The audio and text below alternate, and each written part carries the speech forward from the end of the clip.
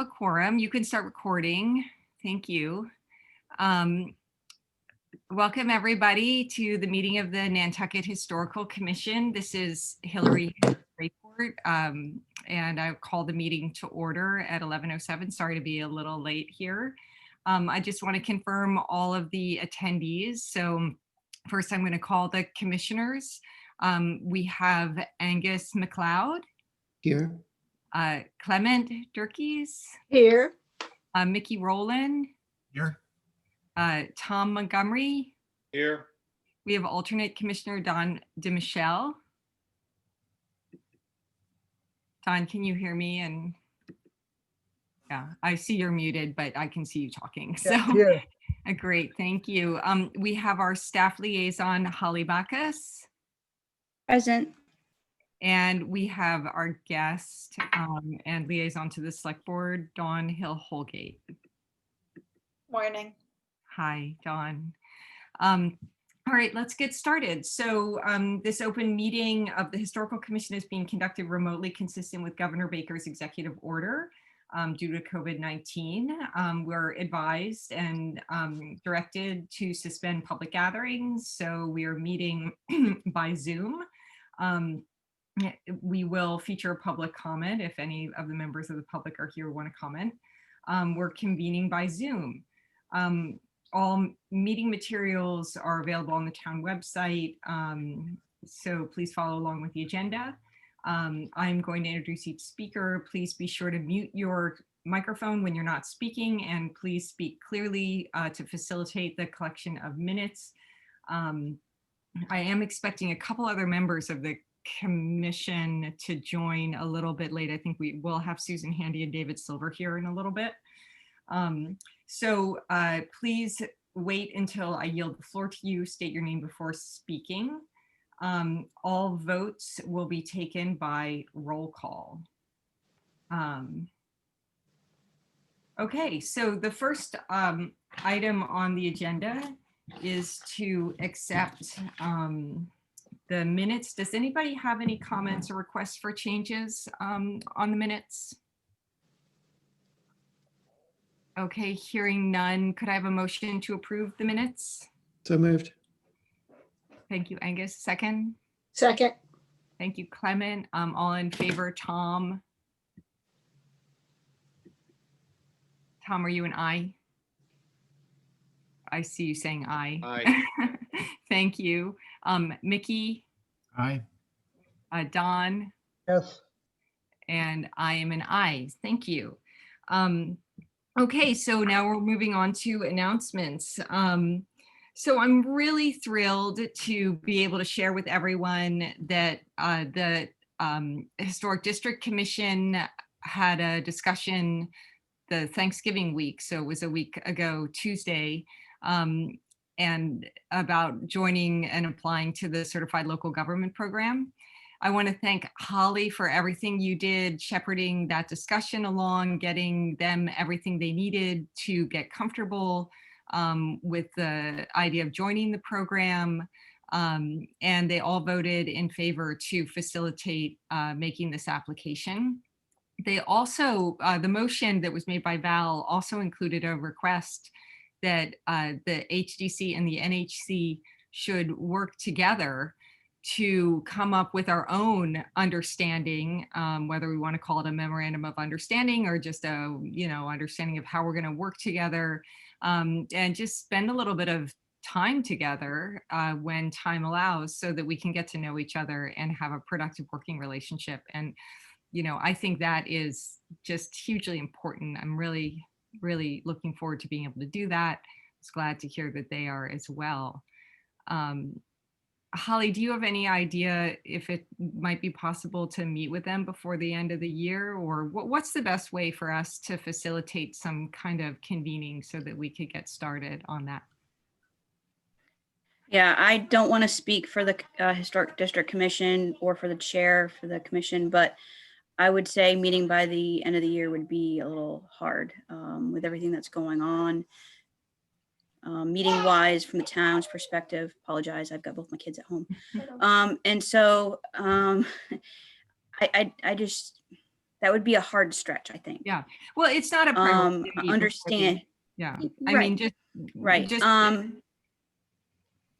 On that note, I just wanted to mention that any comments, any suggestions, anything that you all would like to see within a separate, I guess, MOU, any mutual of understanding letter, what have you, that we're going to be putting together between the two commissions, again, separately from the CLG application, I would recommend sending me an email with your comments, suggestions, that I will be facilitating with town admin on at some point, probably the beginning of the year, January, February-ish timeframe.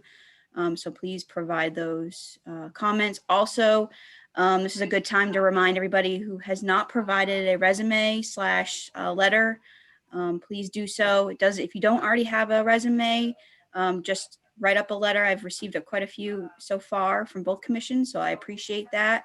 I'm not really putting a deadline on that per se, because I do understand it is the holidays and the end of the year, and there's a lot of other things going on. But the sooner you can get it to me, the sooner I can get this application together. So thank you. Tom? Yeah, for Holly on that, didn't we all submit resumes when we first came on the commission? Don't they have those that we can use? What you're referencing is the application that the select board and town administration requires for being on a committee or a commission.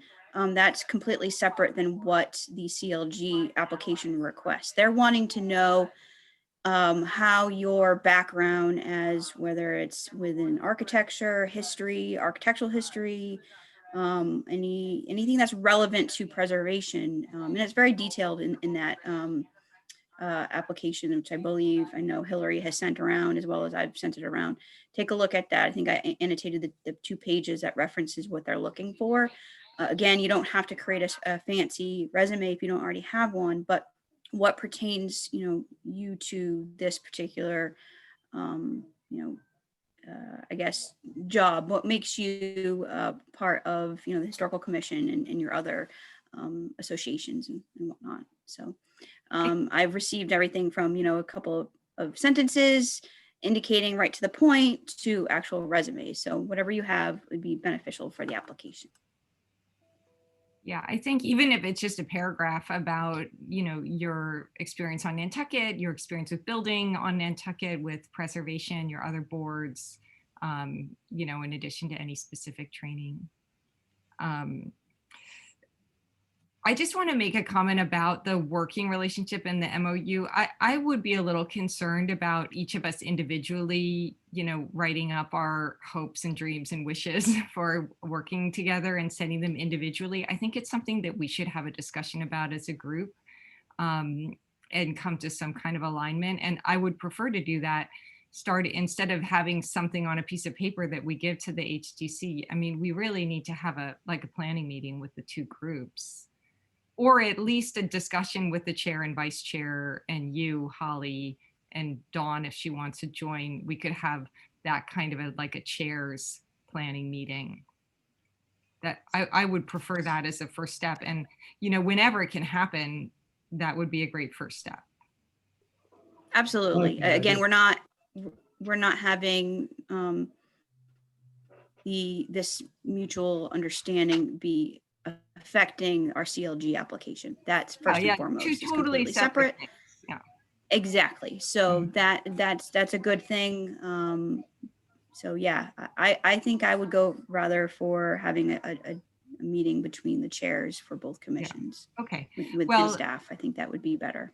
Okay, so maybe I'll just follow up and suggest that to you and Andrew and Kathy and Ray, see if we can make that happen. Yeah, that'll be something that I can facilitate that. Yep, absolutely. Great, thank you. Thank you, Holly. Okay, so the next item on the agenda is the preservation planning, Wilkes Square Harbor Place redevelopment, zoning, the impact on the historic core, and Waterways Regulation, Chapter 91. I called that out, the Waterways Regulation, as a separate topic, really just to feature how important I think we've discovered that that regulation, what an important role it plays in this whole project. So just to kick this this discussion off, Angus and Mickey and I talked a few times about the parcel. I've been walking around a little bit, walking around downtown, looking at things. We've continued our review of all the historic work that's been done. We also received a like 24 slide PowerPoint presentation from Andrew compiling, the fits and starts with this project over the past 15 years. And what I want to understand from this group and from Dawn is really what is the best way for us to contribute our ideas in a productive way going forward. I have taken all of our work and written up a report, which I didn't include in a packet distributed to you. One, because it was ready at a point where I didn't think you all would have time to read it, but two, because I don't want it to really be a final report. It's more of a, like, these are all the thoughts that have come out and how do we shape them and share them in a way that's helpful. And also, there might be some things in this report that aren't really correct. So I didn't want to share them. Yes, Dawn. I have an internal meeting with Weston and Sampson on Monday at 4. Mhm. So I don't know if it's something that's ready for me to at least either provide it or summarize some of your thoughts to share in the discussion with Weston and Sampson because Okay. they're underway with starting their formulating. Well, I'm going to share the report on the screen now, and we can talk Okay. about it and decide how it needs to change. And then it could certainly be ready by Monday. Okay. If we decide as a group I that think it's that ready. would be good timing to just because we're starting to shape all of Yeah. what we're talking about, what we're looking for in terms of Yeah. how Weston and Sampson does their analysis. Yes. Does that make sense? It does. So I'm going to hope that I can actually share this report on my screen. And I'm- Hillary, if I may, Yeah. I just wanted to mention that this is exactly what the planning director has recommended. They want you all to provide, and I know I don't want to speak for Dawn either, but I know town admin wants to hear from you all what your suggestions are from a historic preservation standpoint, Mhm. and what should be recommended for this site. So I'm glad you've started something that Yeah. the commission can put their thoughts in. That's great. So what I'll say for background, because this issue of the historic preservation standpoint, I mean, of course, we have a particular charge and a mission with our commission, which is preservation planning and assessing how a project will affect our landmark, and especially in this case, our historic downtown. Will it adversely affect it? Will it be neutral, or will it be a positive effect? So we're approaching this project with the interest of assessing that. I think we are also in this report anyway, including some commentary that, maybe is outside of our mandate, and we can take that out of the report. But I think at this point, it's a really complicated topic, and I did not want to oversimplify it. And I also felt that the context for certain pieces of advice or certain outlook was important to include at this point. I certainly, I'm kind of giving a disclaimer and a little context because we are talking about things that it's really not our role to advise the town on. And we can take that out. But this is a working group. So at this point, these comments are still in the report and I think they still should be part of our discussion. So what I'd like to do is just walk you through this report. So it's going to be a bit of a presentation, and please, just call out if you want me to stop, if you have questions or comments, and then we can decide what to do with this report, okay? So as you can see on your screen, this is a screenshot from the 2010 CBT plan that was done on the parcel, because it shows, where everything is and who owns it. So the area is just under 6 acres. It's half the size of the current downtown. It's owned by 4 organizations: Greenhound, which is this parcel up between Candle Street and Washington Street, which includes the actual Wilkes Square Monument, purchased by Remain for the purpose of developing a transportation center, and currently the bus stop, but I don't think it's really been developed into what we would consider to be a true transportation center. So then Nantucket Electric is all the area in green, and operations continue at this location. This area here is a transformer which needs to stay there and needs to have clearance of about 20 feet around that area. The area over here, this blue area, including the parking lot, is owned by Winthrop. They own the land under the tanks. They own the Stop and Shop that still has about an 8-year or so lease. They own this haulover property, and then they own this parking lot, which is public parking. And that's part of a Chapter 91 license, which we will talk about.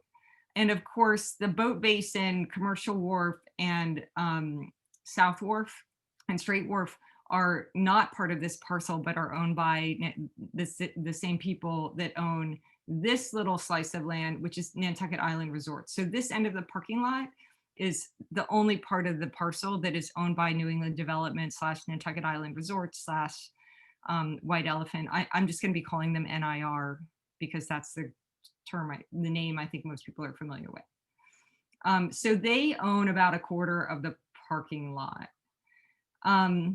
So access around the perimeter, I don't think I really need to tell you guys, but just so we are all clear, this is Whale Street running along the waterfront, New Whale Street, I should say. Then we have Main Street / Straight Wharf right here. We have Salem Street, which is the only street that cuts across the parcel. We have Candle Street running along here, and then Commercial Street running down here. And New Whale Street is a cobblestone street, as is the bottom of Main Street. So that's the current street grid.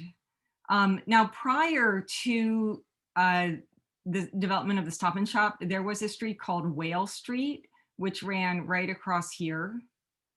And there's still an easement here. But that street was removed when that area was developed. So as everybody knows, currently the owners have requested that the town change the existing zoning. And I think it's fair to say that the town, whether the developers were asking for it or not, would want to be changing the existing zoning. But this is a big topic and a need. They would also agree to a negotiated development agreement and would specify additional terms. And this development agreement has been talked about as a development agreement. It's been talked about as sort of an additional overlay to the zoning. I'm not sure exactly what form it would take. And as an incentive, the owners are willing to transfer a lot at the southeast corner to the town at no cost to be used for transit or parking. So that would be right about where the valet parking is here. Do I have that all correct, Dawn? I believe so. Sorry, I had to start reading something for a second. No, I understand. But Yeah, you seemed quite on the right track with all of that. okay. All right, so I just want to talk a little bit about what we see as being the attributes of this case. They're both positive and negative. So in many ways, the area is prime waterfront real estate, but in other ways, it's an extremely challenging site. So anybody who thinks that this is just like a sweetheart place to develop, it's not. So it's exposed to storms, the impact of sea level rise. Flooding will be a regular occurrence relatively soon. Ultimately, it will be underwater at every high tide. Any development will need to consider how regular flooding will be tolerated. The water side of the property is hardened with a bulkhead, and the property does not currently include natural features to absorb floodwaters or mitigate flooding. The area is polluted from years of coal gasification and has been undergoing cleanup, and the land under the tank farm is polluted. It will need to be capped or cleaned up. I didn't mention that the tanks are moving. Do we know when the tanks are going to be moved?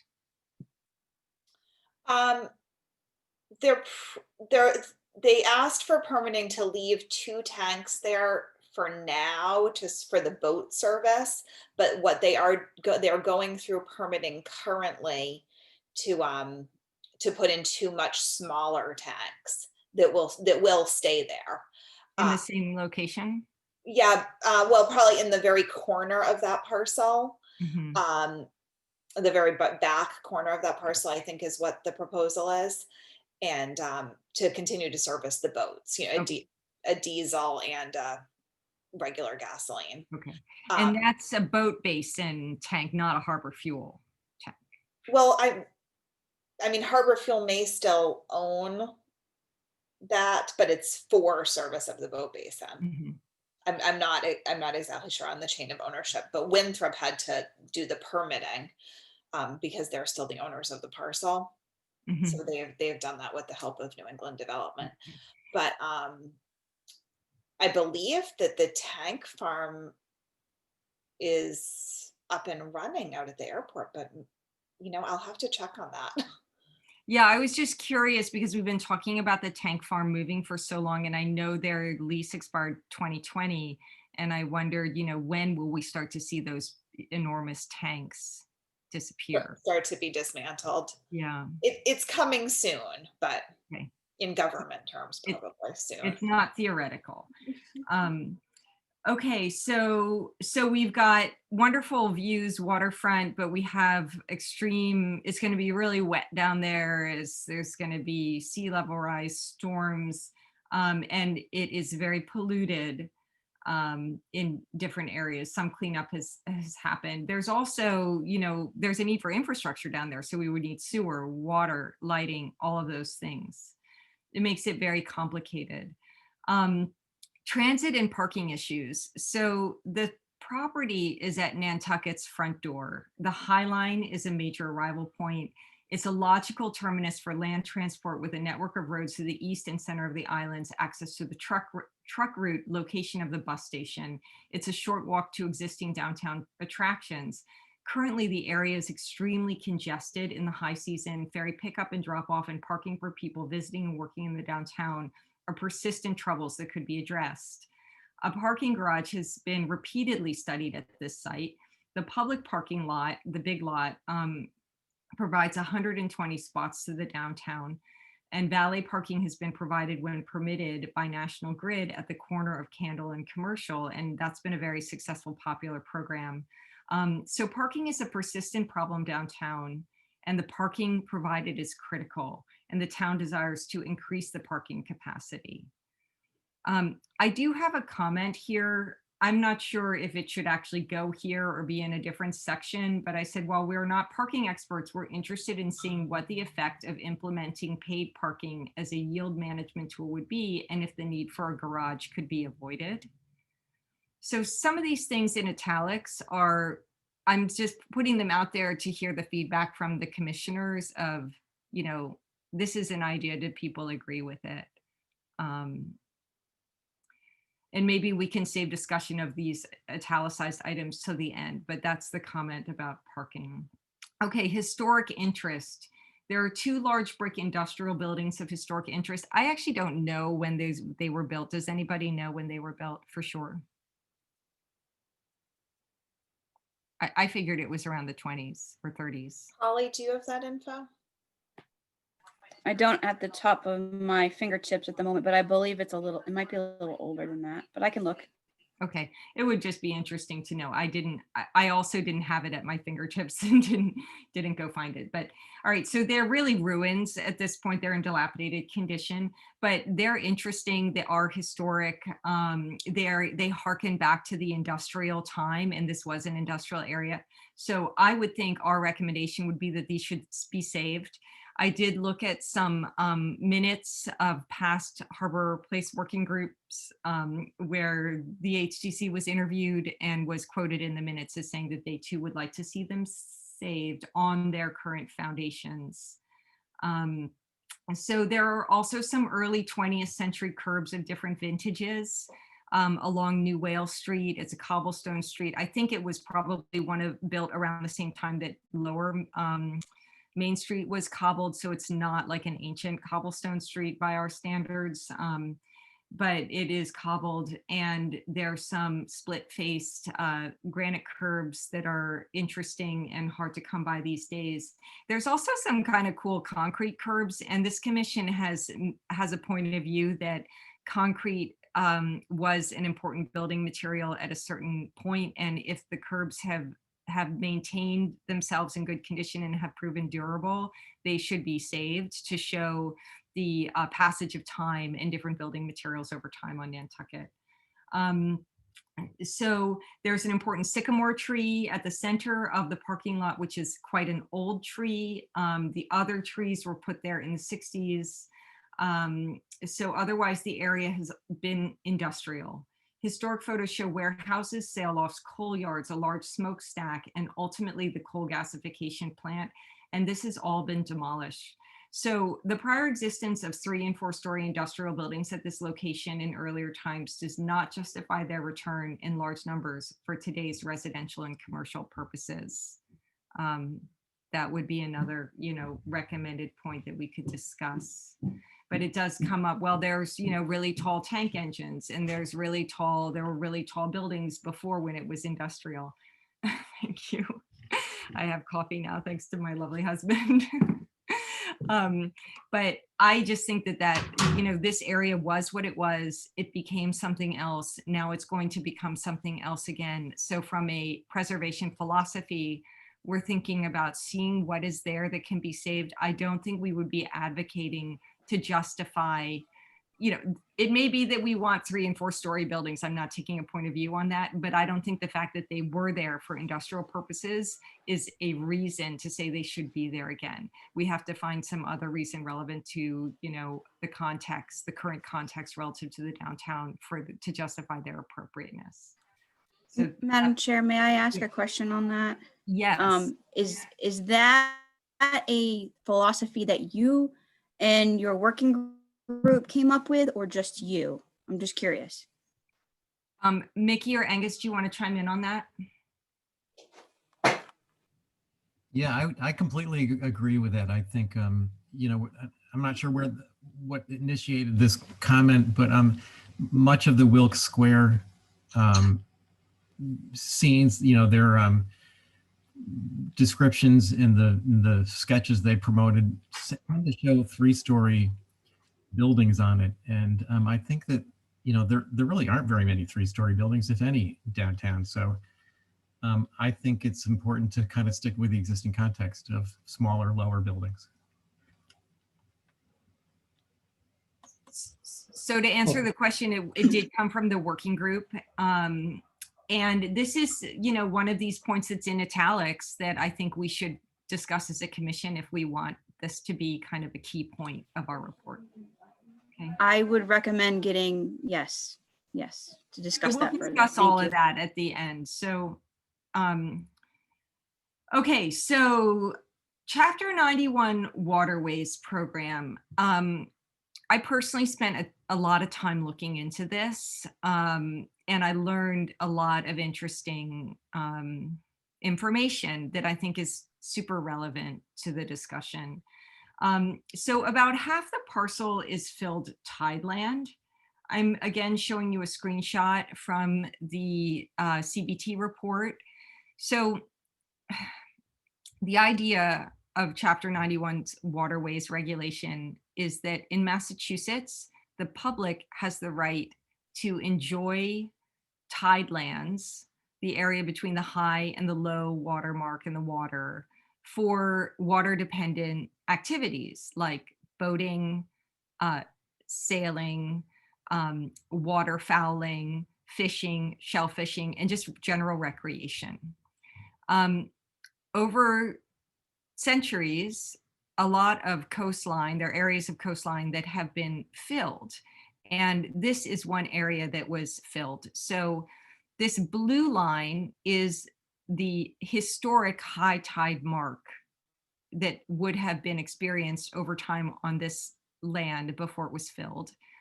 The golden line, which is kind of wavy, and it intersects, it intrudes into the parking lot here, and it also intrudes here.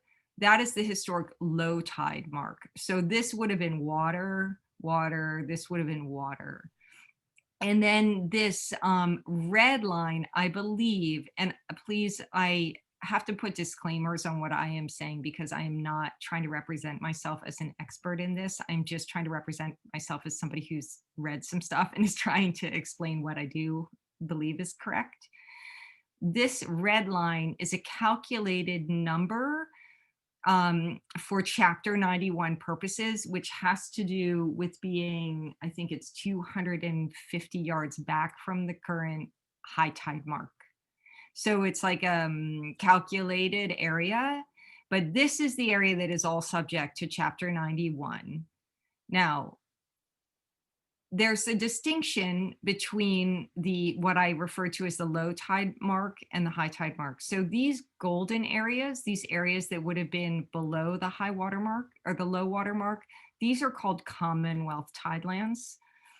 And the other area that is below the red line is considered privately held filled tidelands. And there's different expectations for the use of Commonwealth tidelands and other tidelands. Okay, so but all tidelands have requirements for public benefit. As I said, the Commonwealth tidelands are especially reserved for public access, and their water dependent use is the purpose, is supposed to be the goal. The Chapter 91 program is administered by the Department of Environmental Protection, with the Department of Coastal Zone Management being a stakeholder. All development of tidelands require a license from the DEP, and this is a negotiation between the landowner and the DEP. Licenses are encumbrances attached to the deed and are discoverable at masslandrecords.com. 310 CMR 9, that's the Commonwealth of Massachusetts regulations, is the Code of Massachusetts regulation governing waterways. And I didn't include an appendix of this document, but the intention is to include some of them Commonwealth tidelands. All right, so without a Chapter 91 license, a property is not allowed to be transferred or financed. But in practice, the DEP was a lax administrator for years, and many parcels, especially single family homes, do not have licenses. So I went to masslandrecords.com. First, I spoke with an analyst at the DEP to try to understand this. And he explained to me that all of these licenses travel with the deed and are available on masslandrecords.com. So I did find the Chapter 91 license for the Boat Basin and Winthrop, and sometimes there's more than one license. But then I looked for other Chapter 91 licenses, like for other private homes that are in Chapter 91 areas, and I often didn't find them. So it's very common that these Chapter 91 licenses don't exist, but that doesn't take away the public's inalienable right to use the tideland. It's just not something that has been, I guess, really dealt with. But it has been tested in the courts. And in fact, the case that is the landmark case in Massachusetts was from Nantucket. It was the Arno property on Easy Street. It went all the way to the Supreme Judicial Court of Appeals, and they upheld the right for the public to have a walkway in front of his property. But it is the case that apparently residences are often sold and financed without Chapter 91 licenses because people simply don't know they need them. So then I reference the Joseph Arno versus the Commonwealth of Massachusetts case. And an often cited Chapter 91 license on Nantucket is for the Dreamland, which was required to have public restrooms because of the non-water dependent use of filled tideland. And the DEP has stepped up its monitoring of licenses and does inspect for compliance with existing licenses. So why is this important? I just think whenever you talk about this parcel, you need to understand what has been done with Chapter 91, who negotiates the Chapter 91, and also what the opportunity there is for the town to negotiate on behalf of the public, because this is a public interest. So the Chapter 91 license between Winthrop Management that owns the Stop and Shop in the parking lot shows that there's a required maintenance of a public parking lot, and much of that public parking lot is built on Commonwealth tidelands, which I think is why it's so big. I'm not sure. It also includes that they must maintain a 6-foot walkway along the harbor. I think that's actually a boat basin obligation.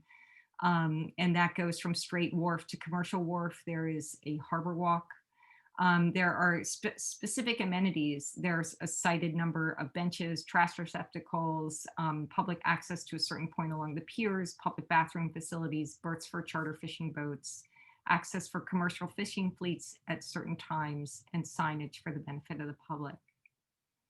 So when I was speaking with the analyst at the DEP, he said, well, one really effective way for municipalities to, assist and direct the DEP in these negotiations that happen between the landowner and the DEP is to have a municipal harbor plan.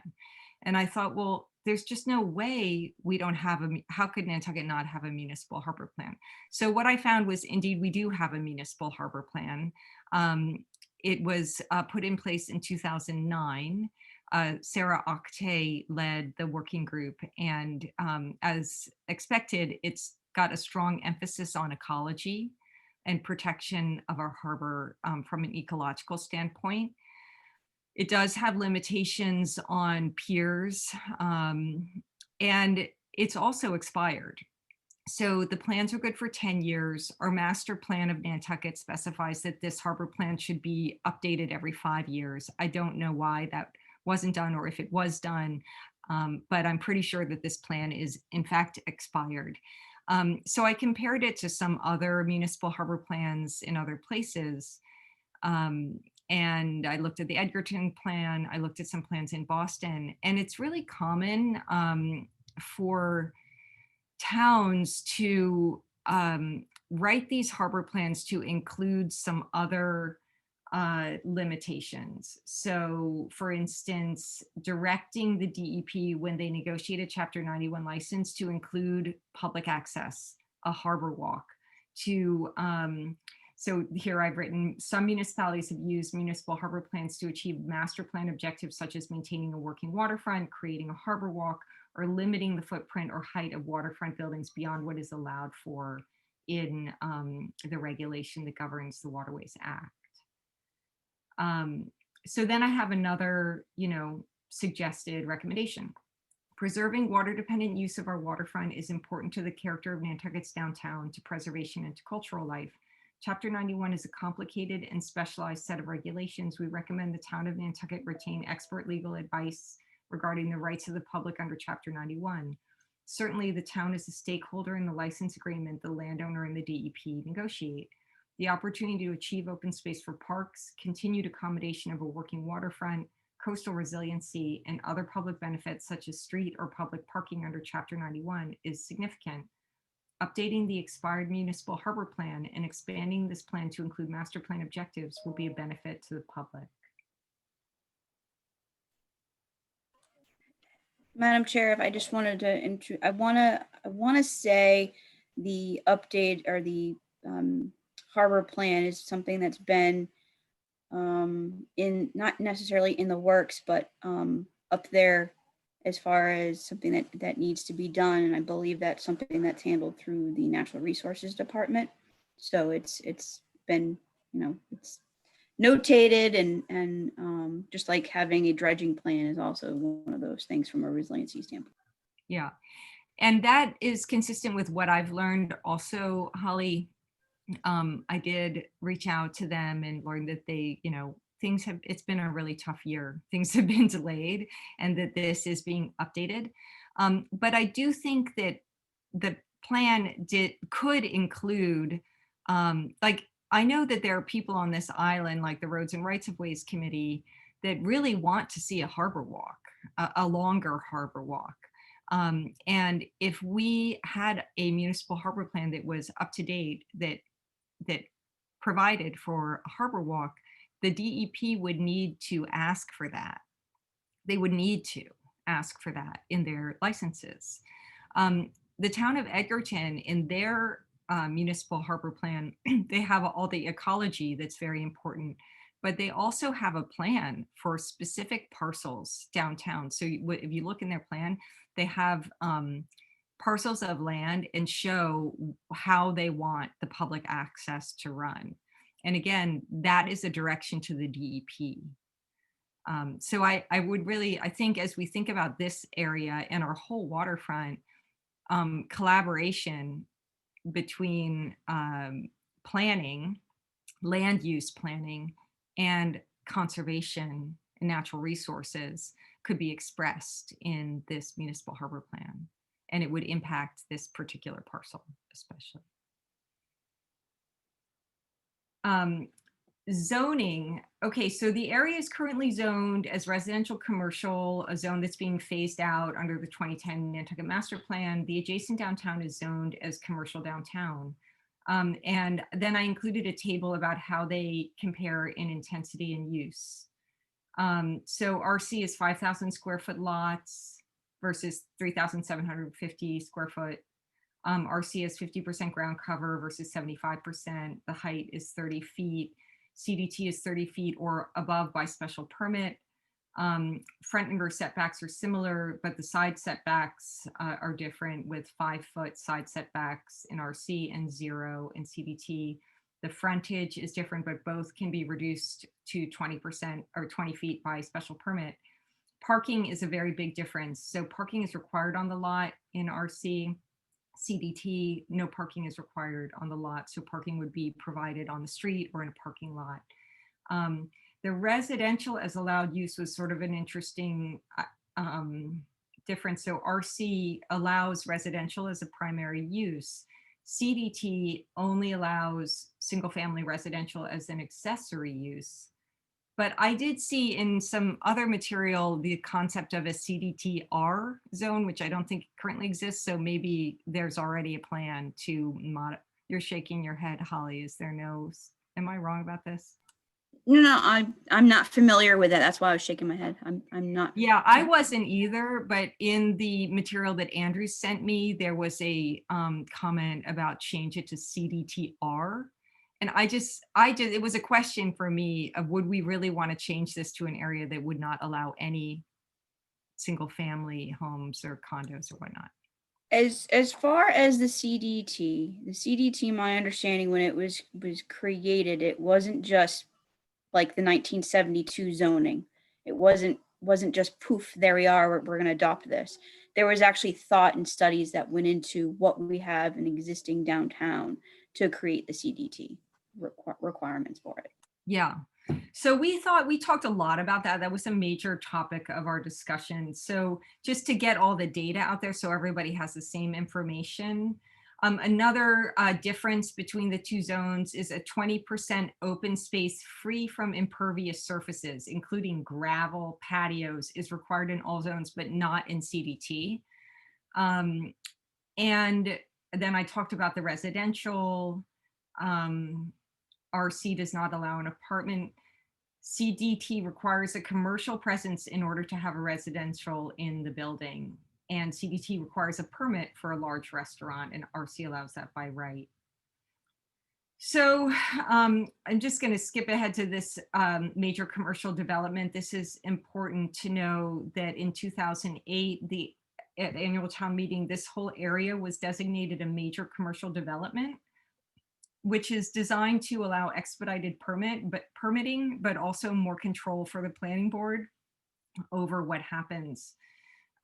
So the planning board is the special permit granted authority for MCDs. It has the ability to specify the landscaping plan in detail, also the lighting plan, including the size and types of fixtures, the underground utilities, a sign plan, including the size and type and location of all exterior signs, which the HCC has anyway, and the days and hours of operations or of business. And the planning board, this is interesting, the planning board may also require applicants to provide inclusionary housing requirements in MCDs, one inclusionary unit for each 4,000 square foot of gross floor area. And in lieu of providing actual housing, the developer can make a contribution to the Affordable Housing Trust. So I have an italicized comment here. CDT zoning is currently defined would allow for a larger amount of gross square footage through larger buildings, less open space and greater height. The lack of a parking requirement is significant. And interestingly, there would be no, well, unless we change this with some idea of a CDTR or the development agreement, CDT in and of itself would not allow for a cottage community of pure residential development. The ground floor would have to be commercial. Hillary, may I ask a question? If you go back to the CDT, or excuse me, the MCD stuff. Yes. As a previous planner for the planning board, I'm well aware of the MCDs. Way I'm reading this, you're just talking about what an MCD is, and that in 2008 that it was authorized by town meeting. I was not aware that there is a special permit for an MCD for this area. Is that what you're referencing to? That's where I'm a little confused. So I could be wrong, in which case I would need to be corrected, but Article 90 of the 2008 ATM authorized the area to be designated a major commercial development. So it has been authorized as an MCD. And my question would be, does that expire and is that still in place? And then the rest of what I've written is just what that means, if it were true. Okay, so Yes, if there is a major commercial development, which is a special permit granted by the planning board, it would be on file for those properties in question at the Registry of Deeds. That's what I'm wondering, what, unless you're referencing to when an MCD was allowed to be a used zoning mechanism under the zoning bylaw, and I'm not privy on the exact year that it was amended into the zoning bylaw. It might have been that year. So there's two different things, apples and oranges, is what I'm just trying to get an understanding on. This is either when the MCDs were allowed and placed in the zoning bylaw, or you're referencing there's an actual MCD that was approved by the planning board and filed with the Registry of Deeds for this property in question. Two different things. So that's what I see Dawn has her hand up. Dawn? I wanted you to finish that because it's unrelated to that. I feel like the way that this is worded is implying that the Historical Commission wants to see more single family residential use in this location. And I'd love to get a handle on that, because in all of the discussions that we've had, it's very much more towards commercial downtown uses, with residentials being very accessory. And I'd really like you all to think sort of long and hard about whether this is the right area for a network of like individual homes with driveways and that kind of thing. It seems like such a function of what needs to work with what's now the hub of our transit coming to the island. I just don't know that we want to go towards where people, single family residences that would be concerned about things like noise and light and individual needs for parking that are much less urban. So I'd love to hear more from the commission on that. The way this is written, that's what that implies to me, that's what you'd like to say. So my purpose in writing this way is just to say what would and wouldn't be allowed under the zoning, not to have an opinion about what should be there. So just how it reads, okay, sounds opinion-like to me. Because I said interestingly there would be no, yeah. Well, I don't think we should be expressing an opinion at this point about what should and shouldn't be there, but that maybe as we discuss this, we're going to try to decide what we want to say. So we should decide what we want to say. And I hear you. My intention was to give kind of a data dump of what's there now, what it would allow, and what is being proposed as far as I know, and what that would allow as far as I know. And Holly, to answer your question, as far as I know, this area has been designated a major commercial development. And that is, I've taken that from past reports. And I would just say that's an open question unless you know for a fact that it has not been designated a major commercial development, Holly. Yeah, it either isn't or it isn't. It is or Yeah, isn't. Exactly. You have to have a special permit that was approved by the planning board in order to actually be designated as a major commercial development, bottom line. So if there is not one, then it's not. Okay, well, that's an open question. I guess we'd like to know. Yes, Dawn. Yeah, Hillary, I had a hard stop at 12, so I have to leave, but I'm concerned, not concerned. My question for the board is, are we supportive of this kind of development? And if we are, here's the things we ought to negotiate to make certain that we get what we want. I'm concerned that just from the tone that we're more negative on it versus I believe it's a great opportunity for the town. And if we have negotiating leverage by the points you're making, then I think your points are great that, hey, the town ought to consider this, this, and this. Some of it beyond our scope. Certainly we're not involved in zoning and whether zoning's right or wrong. But I personally think that we as a committee say, is this something that we're supportive of? And if so, let's give the town some ammunition to negotiate the best deal. And I think some of your comments are ammunition to negotiate the best deal. I just don't want to miss this opportunity and turn it into a residential area when we have a great opportunity to develop into a vibrant downtown area that will add to the value of Nantucket. So that's my comments. Unfortunately, I have to leave. I wish I could stay and talk more, but I'll look forward to the minutes as I see them. All right, Don, thank you. Those are very well taken points. Thank you.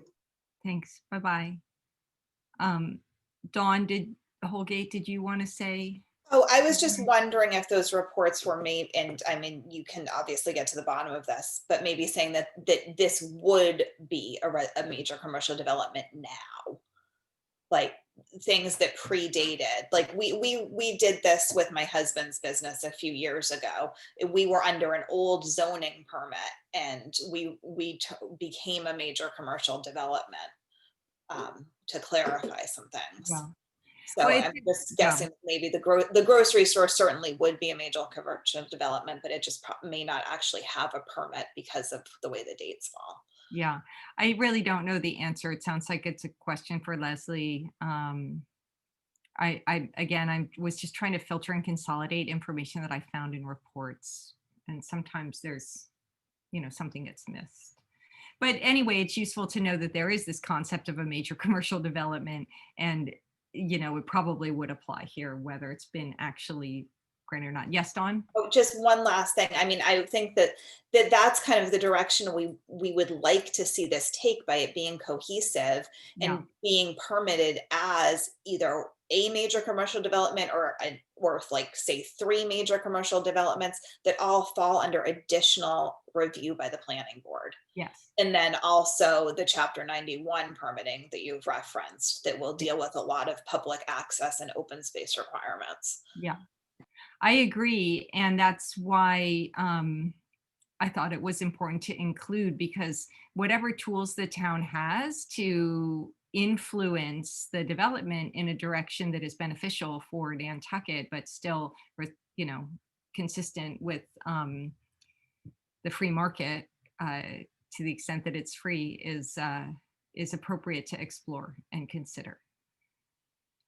Okay, so moving on to the Cdt zoning. So this, I think, is a point of differentiation, I believe, between our working group's outlook and the viewpoint that Cdt is the right zoning. All right, so we're concerned with how a developed Wilkes Square or Harbor Place will impact the existing historic downtown. The impact could be adverse, it could be neutral, or it could be positive. Obviously, we would like it to be neutral, or even better, positive. Cdt zoning was created in response to the valid observation that RC zoning, which had been applied to the whole downtown, would prohibit the creation of the downtown as we know and love it. So the downtown, we had no zoning, then the downtown was zoned as RC. And it was observed that if we had another great fire and everything burned down under RC zoning, we would never be able to build our beloved downtown. So an effort was made, as Holly referenced, to come up with some kind of zoning code that would allow what we know and love to be built. And that code was CDT. And most of the downtown, all of the downtown has been changed to commercial downtown zoning, which has the attributes that we just looked at earlier on that chart. The current historic downtown includes attached buildings, so lot line to lot line, and buildings higher than 30 feet. Obviously, it doesn't require parking on the lot, and it includes lots where structures cover more than 50% of the lots. So this is why the RC zoning is not appropriate for the area. And one can observe that the historic downtown is a patchwork of different intensities. Relatively tall buildings are next to quite small buildings. The Main Street corridor is comprised of tall attached buildings that run lot line to lot line with no open space. The buildings were developed at the same time as the newly widened Main Street Square was laid out after the Great Fire of 1846. And I point that out because that Main Street Square was developed all at the same time with the same vision. Of course, there was infill over time, but the large attached buildings were designed to line a really wide open space that was a square, which had marketplace activity in it. It wasn't just a road. And that was part of the urban plan. So I've included this image, which is a 2-scale scanned image. And there are several of these that was compiled with a scanner, like a laser scanner, by the Preservation Institute Nantucket. And this is Murray's, and then going down Main Street from Murray's. So, but even on Main Street, there are a variety of building heights. 3-story structures are uncommon anywhere on Nantucket. There was an effort to vary the roof lines. Murray's Toggery used to be a taller, flat roof structure, but was modified under the revivalist restoration of the Beinecke period in the mid-20th century. Oops, the 1900s.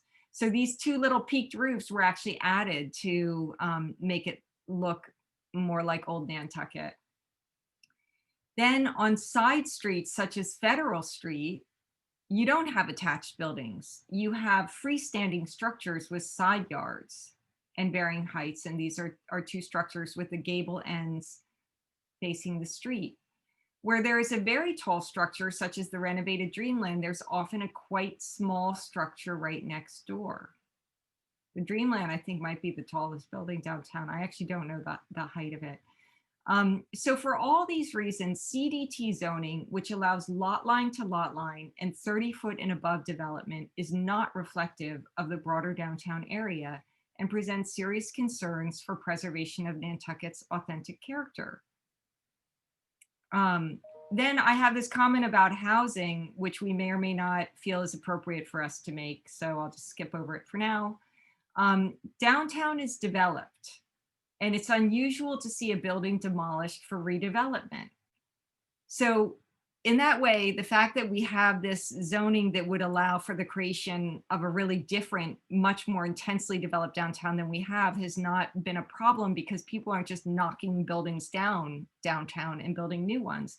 But we are already seeing pressure in this direction. The low building at 14 Easy Street was raised. So that was the antique store with the bay windows looking right out at the boat basin there next to North Wharf. It was raised and it was replaced with a much larger structure, totally new structure, elevated above the floodplain, with the retail on the ground level and condos with outdoor decks above. It's very, very different than what was there, and very, very different than anything else we have in the downtown. A recent proposal by the owner Interim Corporation to redevelop the old Hardee's building at 5 South Water Street into a 3-story mixed-use building with condos and decks taking up most of the block was recently pulled by the applicant due to strong opposition from the local paper and the HSAB. So while the HDC's review overrides zoning, it is challenging and time-consuming for them to fight against by right development. So again, a point in italics. The town should avoid approving zoning when that zoning represents a large gap between what is approvable and what is desirable from a historic compatibility perspective. So we recommend change, and again, this is a draft, okay? So we would discuss if this is a recommendation we want to make. We recommend changing the zoning of this parcel from RC, but we do not recommend changing it to CDT as written. Achieving the variety of heights and forms that are characteristics of Nantucket will be challenging under any zoning for a large de novo development. So we recommend an analysis of the areas of the existing downtown to understand exactly what heights, massing, and open space exist. We actually have this analysis right now being put together by the Preservation Institute in Nantucket based on their scans of Easy Street between Broad and Main Street. Exploring form-based zoning is an option for the site. Form-based zoning dictates what building shapes can be used in what combinations and what positioning on lots. It allows block by block zoning and has been especially popular in historic areas. See the Town of Littleton, Massachusetts Form-Based Zoning Code and Cape Cod Commission's work on form-based zoning. So that's the comment on zoning. And then we get into the last comment area, which is the street grid, transit, and public space. The 2010 Wilkes Square plan proposed a street grid that we find especially compelling. The presumption in this plan is that the grocery store can be raised and redeveloped as a more attractive grocery, possibly with additional uses. Old Whale Street is here. It would be established as a new north-south corridor aligned with the Macy warehouse. That's what the plan proposed. And Steeple Street is here. It's created as an east-west corridor aligned with the Unitarian Church. New streets create additional on-street parking, afford new paths of vehicular and pedestrian circulation that will take cars away from currently congested areas and open up views of key architectural features in the harbor. It's hard to understand how transit and parking is improved without an improvement to the street grid. Some of New Whale would be closed to visitors under this past plan. Close to vehicles, I should say. So the vehicles could go down along here, but this would be for bikes and pedestrians. Old Whale would be designated a passenger pickup zone. So, sorry, this is Old Whale. This would be a passenger pickup zone next to a newly created town landing, which would be here on that portion of the parking lot that was a Commonwealth tide land. Petrol Landing, which is over here, will now contain a land bank park, and parking and bus transit would be relocated to the middle of the parcel. Buses would be able to avoid Main Street altogether because they could circulate over here. A parking garage is possible but expensive. And we made an earlier comment about, working on yield management of parking first. So this is the plan from 2010 that shows circulation. And what we like about this plan is it creates alternatives for people who are going to the east to never have to end up over here, right? Over here. Yes, Dawn, I see you have your hand up. I'm really looking for positive input from this commission that actually aligns with what is on the table. And I thought I was quite clear last time that the zoning on the table is CDT and that we will have a development agreement that can put some additional parameters on it.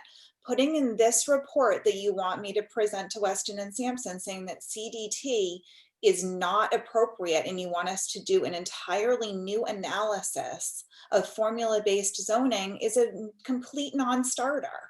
As well as this street grid from 2010. It's not what's on the table. The grocery store is staying under its current lease for too long of a period of time for this street grid to be what is worked with. This just is not going to be productive if you're going to come at it with these suggestions that I've already made very clear are not what's part of the current proposal.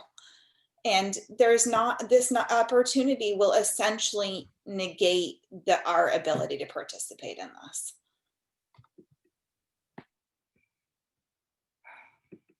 Well, Dawn, I mean, I don't know what a development agreement is. So, I mean, you've said there will be a zoning recommended, and then there will be a development agreement, which will be like an overlay. So our feedback is that there's too big a gap between what is allowed under CDT zoning and what we have in the downtown, in the outer areas of the downtown. It will create a tremendous amount of pressure on the HDC to approve buildings that are too tall and have too much ground cover and are too close. So I think that we're not saying don't do CDT, we're saying let's talk about this overlay. And let's talk about how do we achieve buildings that will be sympathetic and not negatively impact our downtown. Madam Chair, Yes. to that point, so development agreements, and I was involved with quite a few of them when I was a land use planner in South Carolina. So I'm familiar with them. I'm still learning a little bit more Massachusetts because you can't assume that every state is the same. So I've been reading up a little bit more about them, but essentially a development agreement goes into every aspect that you would have in a joint agreement between obviously a partnership and of owners and the government. However, when it comes to zoning, it gives an opportunity to make the existing zoning, whatever it is, stricter or less stricter. You can put parameters within the development agreement in addition to whatever that zoning is. So for instance, having this property be zoned to CDT as recommended by the master plan and the planning board would essentially give the baseline, if you will, of the zoning of the property. However, within the development agreement, you would be able to restrict or unrestrict or tighten up those gaps, if you will, that you all are talking about, where form-based zoning would be something that you're looking at. I wouldn't, again, as I've previously mentioned, I wouldn't necessarily saying we want form-based zoning, but there's certain aspects that you're talking about that you may want to recommend and have that included in the development agreement. So essentially, a development agreement allows for a flexibility or strictness on the use of a property. And again, it's not just zoning, it's also about payments, it's also about uses of the property. There's also a phase plan, and that would be better versus having a overlay, because I know that the master plan, we're trying to get away from overlays. There's way too many for this little island. So again, that's what a development agreement is. And I would be more than happy to circulate a PDF that I found recently, if I gotta find it again, about development agreements in Massachusetts, if that would be beneficial to the commission. The mechanics of how it gets papered legally is something that the lawyers can work out. But as far as, what is appropriate in the spot and our advice about the space and the building is just something that we have to give what our advice is. And I think part of what we're trying to do in this meeting is this subcommittee work together. We're laying out some thoughts and observations. I'm almost finished with the presentation, and then we can turn it into more of a freewheeling discussion. So if I could just finish, we do think that the proposal which is the proposal right now on the table is to widen the streets, widen New Whale Street, Commercial Street, and Main Street, Straight Wharf. There's, as Dawn said, there's nothing right now on the table about creating more streets, new streets. I recognize that creating new streets doesn't just you don't just pull them out of the air. Somebody has to pay for them. Private landowners have to give the land, or the land has to be taken for compensation. But it is our concern that if the goal is to improve circulation, decreasing the congestion and the amount of traffic that greets our visitors when we come off the ferry in the peak season is a priority for our town. And I don't think taking a 20-foot street and making it into a 32-foot wide street with parking and taxi pickup on both sides will do that. I think creating a new circulation grid that moves the pickup and drop off out of the area and gives cars alternative directions to go to is what's actually going to get that done. Looking at the materials presented to the select board at the beginning of, I think it was 2019 or the end of 2019 or the beginning of 2020, which was called the Harbor Place Plan, they're suggesting that, well, we can add pickup and drop off further down New Whale Street, but where are the cars going to go? They're all still going to have to go all the way to Main Street and turn left. So I just didn't really see in that Harbor Place Plan real change. I just saw actually more congestion with cars on both sides of the streets. So all of this, so just to finish, the town landing would be created under Chapter 91 requirements. That would be this corner that could be an open space where the parking lot is, not the entire parking lot. Additional open space might be consolidated for public parking elsewhere. The streets might also be considered a public benefit, so that is potentially something that could be negotiated. It's certainly an open question how the town would incite the property owners to create this new street grid, but this addition seems important to the success of the site. The public-private partnership and inclusion of intermodal transit and coastal resilience would make the project an attractive target for grants. We just got $1.5 million grant to build a road for affordable housing. What could we get for grants if we work together as a municipality working with the developers?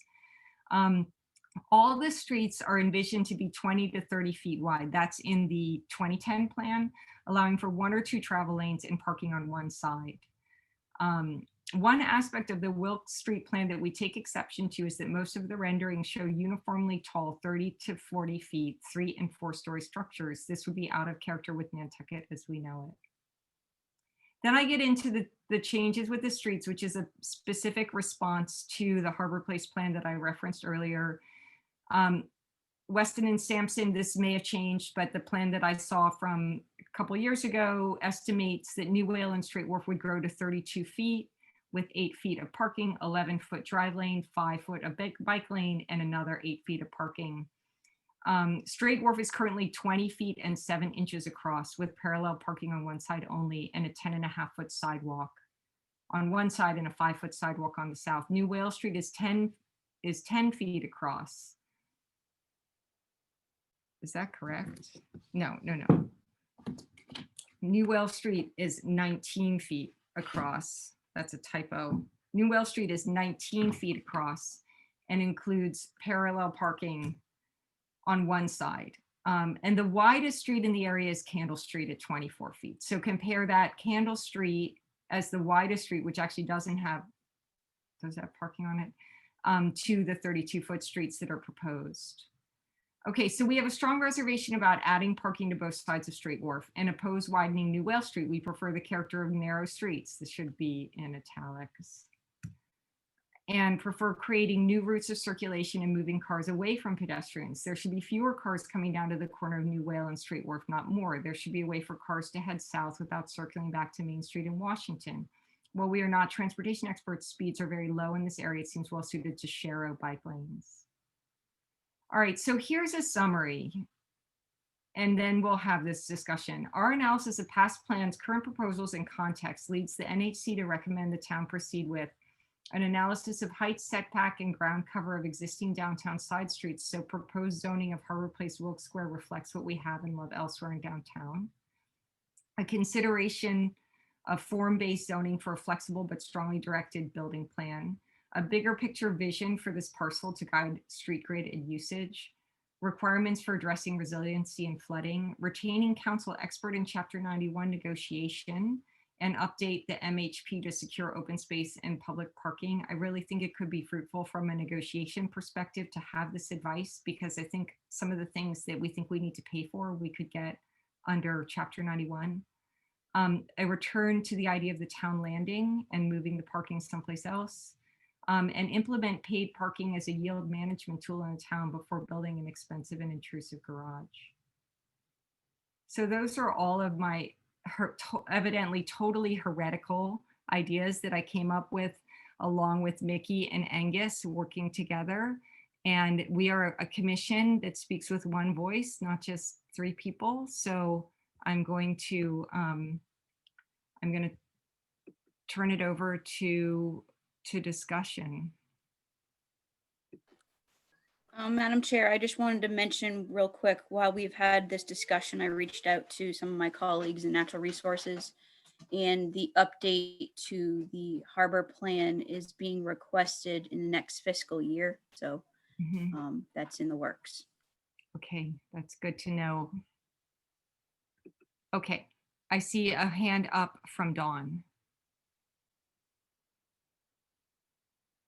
You're muted, I just Dawn. wanted to say that there is a lot of the discussion in regard to circulation and the best method that you did mention, in regard to whether there should be additional streets, whether there should be kind of like ways to cut out, whether there should be a lane behind the grocery store for commercial, whether there should be a cell phone lot, has something that's been floated type of thing, to lessen that congestion.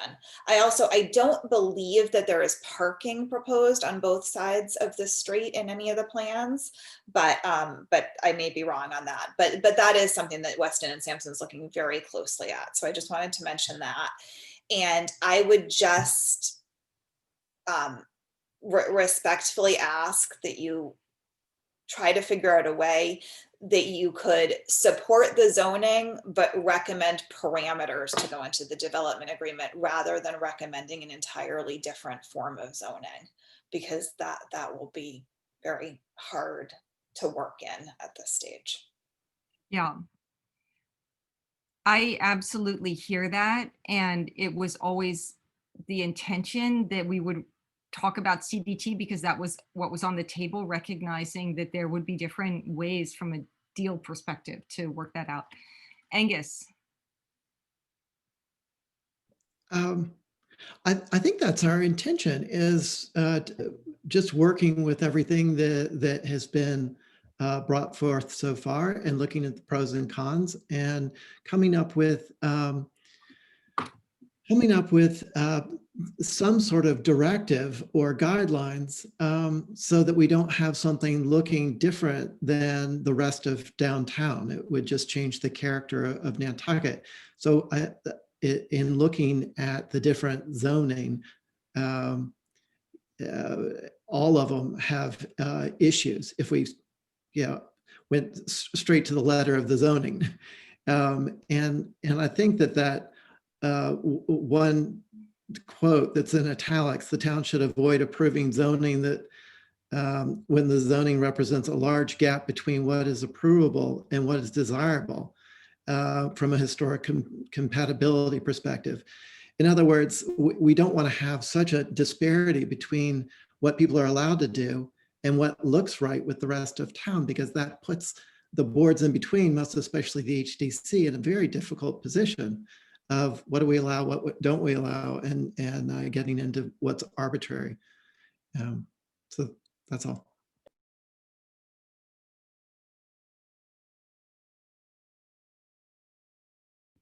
Why don't I go around the room and ask the different commissioners to comment on the report, ask questions. I know it's a lot of information. Tom, could I turn to you first? Yes. I'm speaking more or less not as a commission member, but as a voter at town meeting. I go every single year, and I have for as long as I was able to go. With all due respect to the people that are on the commission that are trying to work this out, which is a very difficult thing to do, the reason that it has taken so long to get to where it is because the voters of this town do not want to see a parking garage or buildings over 30 feet downtown. And everybody feels like it's getting rammed down their throat. And so that's why the can has been kicked down the road many, many times. And this commission is trying to do the best we can to come up with something that might be feasible for those people that vote on this kind of thing, that is more palatable. And so I recognize the fact that the people are giving their time, just like we are, free of charge in many cases, to come up with some kind of a viable thing we can work with. But there's just too many people that I know here. And I'm 74 years old, and I come from 8 generations of native Nantucketers. And I'm telling you that many, many people here do not want to see 40-foot buildings in a parking garage downtown. That's all the comment I want to make. Thank you. Thank you, Tom. Mickey? Yeah, I think that Angus said it really, really well in regards to we're not trying to reinvent zoning in this area. I think we're just trying to sort of qualify the finer points of what, CDT is pretty broad. It really allows quite a lot of leeway. And, I think when you look at the existing town from, say, Main Street heading north to Broad Street, Main Street has one character, and you go up to India and through Federal and Center, all the way up to Broad. It's a very different character from north to south. And to look at this parcel and to give it one sort of blanket, CDT, and I know there will be development restrictions, which is important. But and I'm not saying, I'm not making a statement of what I'm looking for. I'm just raising the question is, how do we make this so that there's a good variety of buildings and uses from Main Street or Straight Wharf down to Commercial Wharf that is reflective of what's already present, going from Main Street up north. We don't want to see one uniform character in this area. I think it's good to have some variety, and I'm not sure how you do that.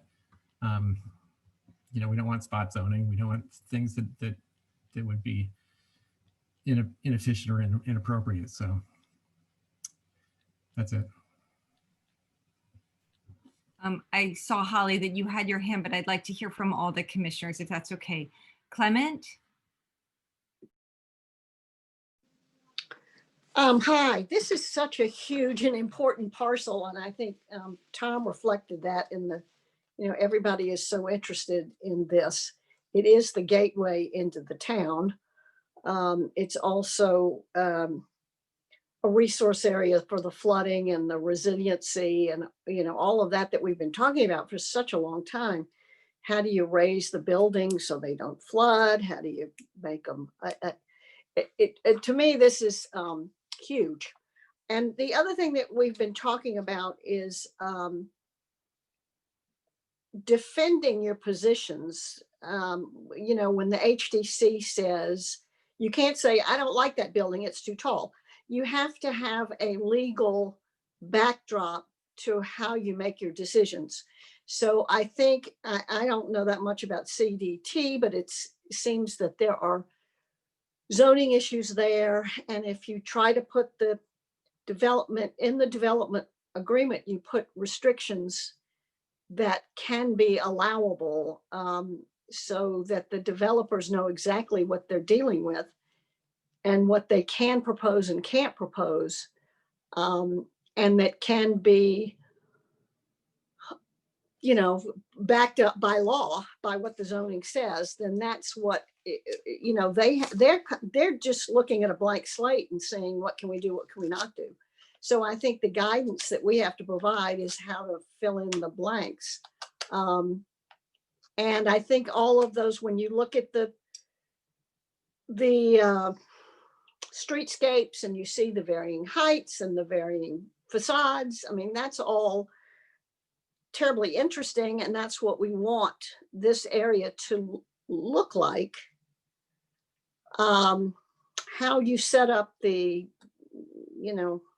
and the transportation is huge. So I just, It's a big deal. It's a really big, big project. So, and I think the appreciation of setting it up zone by zone, so you can defend your position, but you can also try to give guidance as to the variance of the buildings and everything else.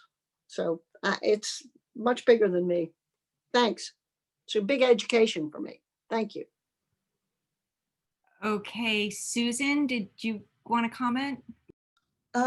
Yes, it is an awful lot of material, and it is all fresh for me, other than the fact that I sat in on a lot of the original plan discussions that they set up for the community. So I'm familiar with some of the old discussions of how to use and how to set it up.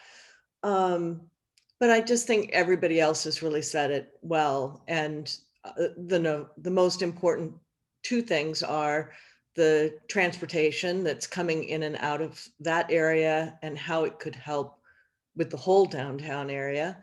And then again, the variation that it's not Main Street, it's more of an extension of Federal and Center Street, and that whole part of the downtown core district.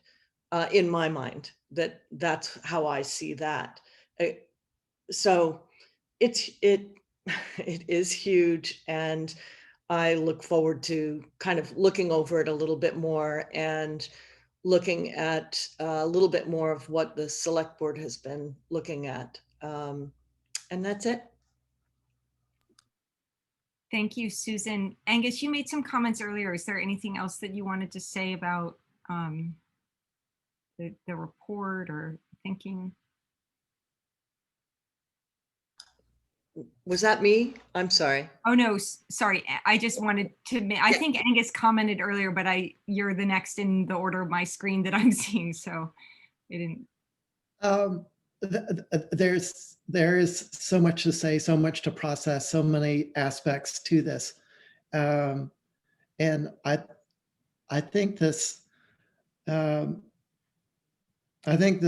report reflects our how we've digested it, what our concerns are, and the legal language of how it all works is not our forte, and city planning really isn't. But we do recognize the qualities that make Nantucket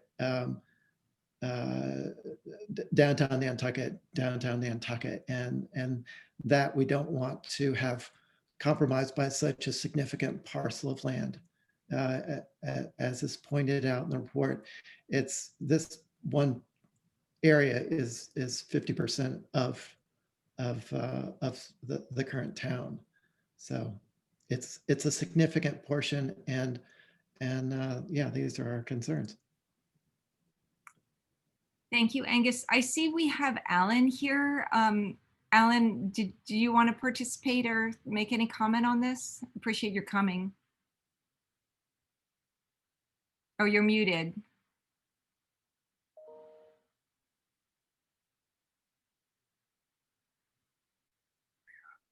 Thank you, Hillary, for the invitation to participate or to follow the work here. I've been following the Harbor Place iterations over, it seems like many years, well, a lot of years. And it is, as some of your commissioners have said, it's a big challenge because there's an incredible opportunity here. My view is that the town should have that and put a new town building there overlooking the harbor and that sort of thing. But there are a lot of different opinions, as I'm sure you've discovered about this. So I don't have anything in particular to add. I think that the public access is important, and particularly the Chapter 91 aspect of this. As we discussed the other day, we have a plan for a harbor walk that extends from the basically from the end of Washington Street all the way down to the, well, what's now the Otterson property, land bank property. And there is a physical plan for that that was developed by Remain Nantucket. So I think that I appreciate the work that you're doing on this, and I wish you lots of luck, because as I know, it's been a long haul. There have been a lot of opinions, and you're dealing with 4 or 5 different property owners as well.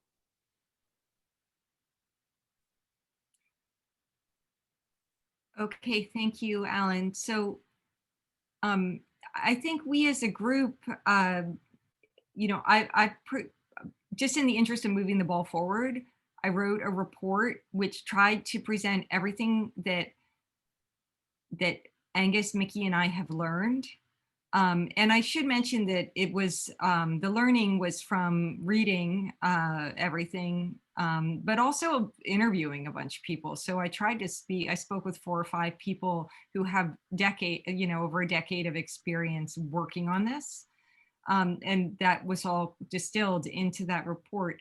And the report has, some recommendations. And the whole point, and what our select board is looking for, the working group is looking for, is for us to be helpful. And we had our alternate commissioner, Don DeMichelle, mention, we should try to help the town with their negotiations.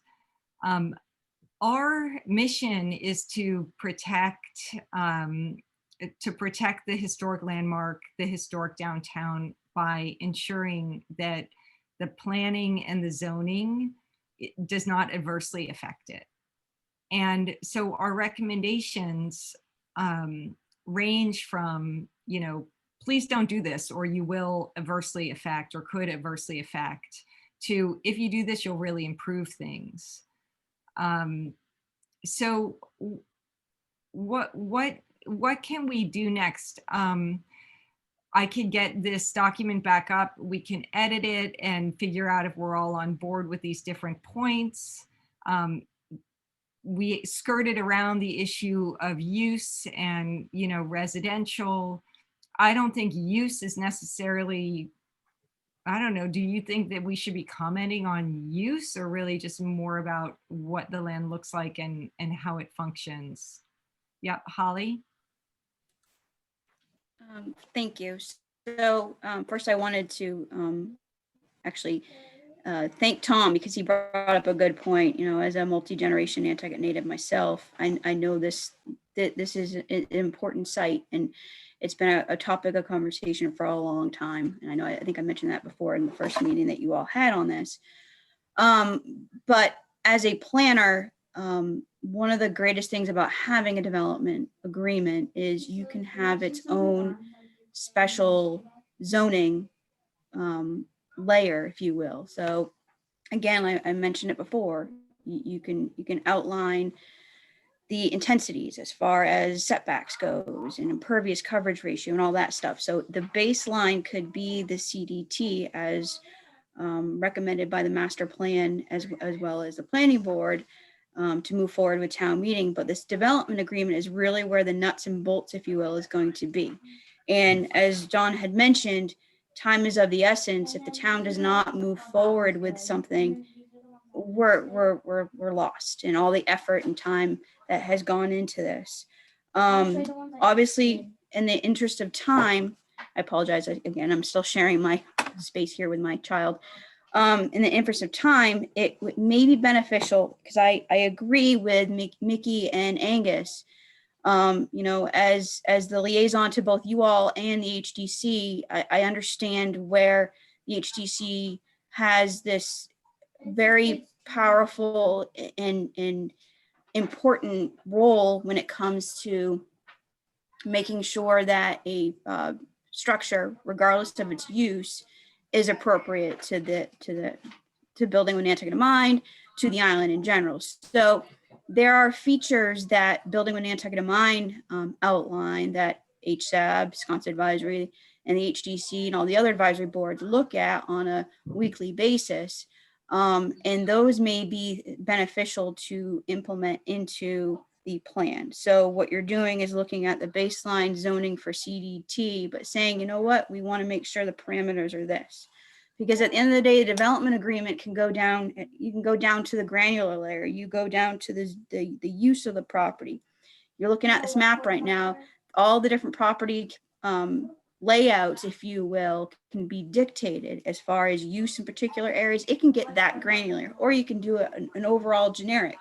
So just looking at the CDT as the zoning bylaw says right now, don't assume that that's what the end result is going to be for this area. Because again, as the HMP coordinator for the town, you know, and I work obviously, as you know, very closely with coastal resiliency efforts with natural resources. We're working on Resilient Nantucket. We're working on a coastal resiliency plan. So all those efforts are going to be included within this. So there's a lot going on, but I think at the end of the day,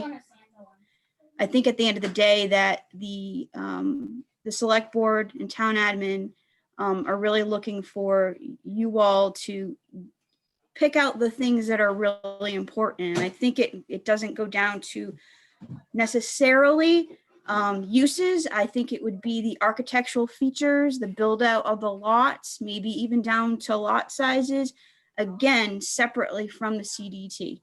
Looking at what building with Nantucket in mind, because again, going back to what Angus and Mickey have both brought out, is there is a gap between what zoning allows and what the building with Nantucket in mind wants to see.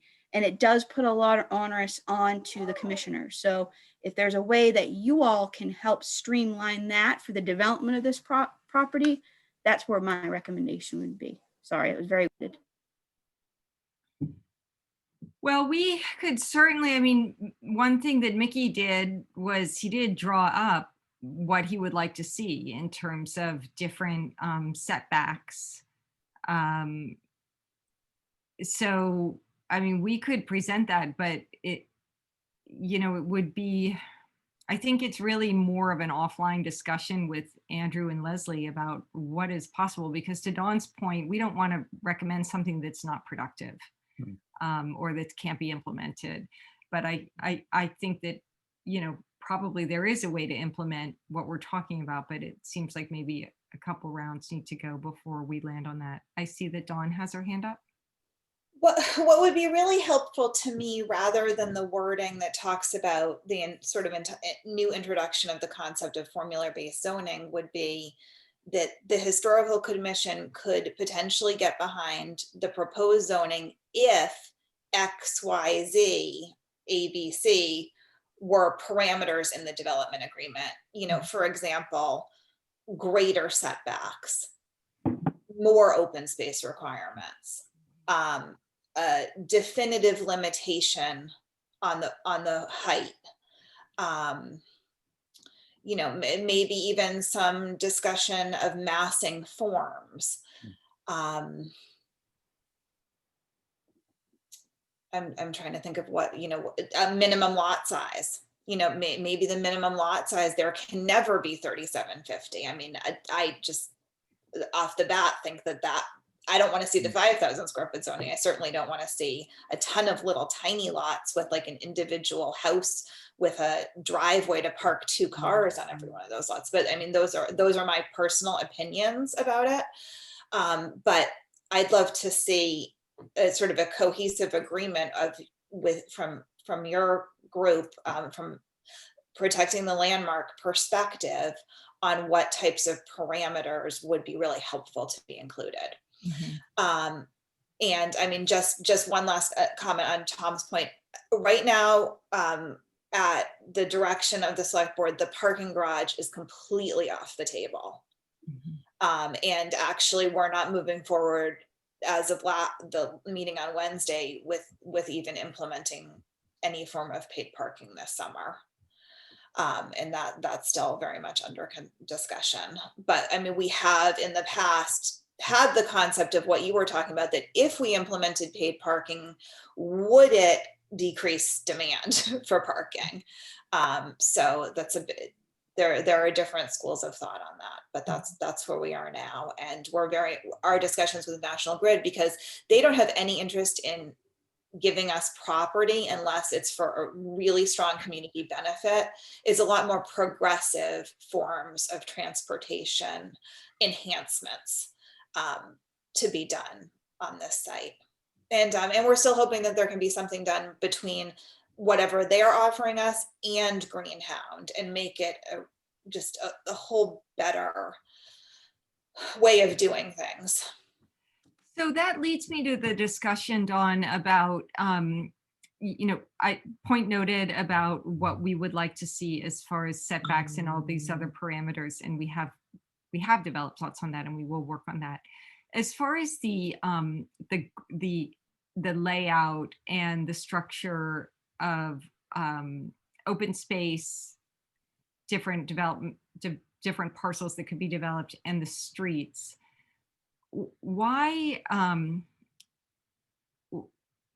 I think that the idea of a town landing, relocating the parking, and then having this circulation so that we can give cars other options than all ending up at New Whale and Main Street, and then again up at Washington and Main Street, to give cars other options is really, really important. Is that like a third rail, or what are the complications around that, Dawn? That is not a third rail, but I just don't think that you should include a plan. I think you should state your concerns conceptually and let Weston and Sampson come up with a plan, because those are concerns that I've already heard from our internal group and from select board members, that this is our opportunity to do whatever we can to improve circulation, but that's going to be a negotiation. So, I mean, I'd love to hear from the Historical Commission. But I mean, it does get a little bit outside your purview to talk about traffic circulation, but I don't think it's necessarily bad to mention it, because it does play into sort of the whole layout. And certainly the widening of streets, creating a 32-foot wide street when what we have is a 20-foot wide street is a really big difference. Yep, and I think that you can certainly mention that. I would just, maybe not put definitive parameters, like not say, we don't want to see a street bigger than 26 feet. You just say, we have concerns with streets getting overly wide and looking to mainland, or so, something along those lines. You're concerned about the historical look. Yeah. Well, I think those are really valid comments, and I think that that's just the kind of feedback we're looking for, and hopefully it's some broad strokes towards what other community members will be feeling. Yeah. Just looking through this document and looking at the recommendations. So here have this comment about parking management, which sounds like it's where other people are as well, but there's not an interest in implementing that this year. I would say the garage is currently off the table. So it would be maybe more comments towards what a transportation hub that is more centric to the bus service and other modes of transportation would look like. Yeah. I'm presuming everyone's on board with these comments about, oh, Holly, you wanted to talk about the prior existence of 3- and 4-story industrial buildings at this location in earlier times does not justify their return in large numbers for today's residential and commercial purposes. Yeah, I don't think I don't particularly agree with that, but I'm your staff liaison, so I just want to put it right out there. Because I think looking back at our history of that area is important. Now, this goes back to just by saying not having 3- and 4-story structures is not important, or don't wanting that. I'm in a meeting. Sorry. It is something that, it needs to be included. I think that it's almost as if saying we don't want to have any. We also don't want to have all just single story structures down there. I think you're going to need to look at a mix, because again, historically, that's what was there. That's just my opinion. I think the way that's written is very, I don't know, it just, I don't like it. So that was just my opinion Holly, on it, remember- looking at the history of it. You're not ever supposed to say, I don't like it. Remember? We heard that in our training. Absolutely. No, I just, in your report, I don't like how it's Well, indicated in here. I the- think looking at the history of what it's evolved is important. Right. It's just, But we're not, I guess what we're saying, and this is a really important point for preservation, is what we're saying is we are not reconstructing what was there. We are not advocating for a reconstruction of what was there. We are advocating for looking at, well, for identifying what still is there that could be rehabilitated or preserved. And we would preserve some of the historic pavement on New Whale Street, or, moderately historic pavement. And we would preserve these ruins because they're interesting and they do remind us that this was an industrial area and they bring character. But everything else is going to be new. And so that gets into away from preservation, and we're not advocating for reconstruction. So the fact that there was a 4-story sail loft does not mean that you can have a 4-story apartment building. Now, the fact that, there's a variety of heights and a variety of widths and a variety of building facades, that's where you look at what we have that still exists and say, what can we complement and how do we learn from that? And that's why we recommend looking and really studying the existing downtown to come up with these, setbacks, heights, lot coverage, facades. so may I ask just a question? So the photographs and the photographic evidence of what the waterfront area looked like, different elevations before Beinecke and then after. Yeah. Are those not what you all as a commission would want to see as far as elevation and density? I mean, because I think that is important to indicate. And then also, I just wanted to notate too, I appreciated what Susan had said about the existence of Federal and Center Street. If that's something that she would like to envision this area as far as the density and architectural features. If that's something that this group completely agrees upon, I would recommend that as something that you can indicate within a recommendation as far as the aesthetics looks in that.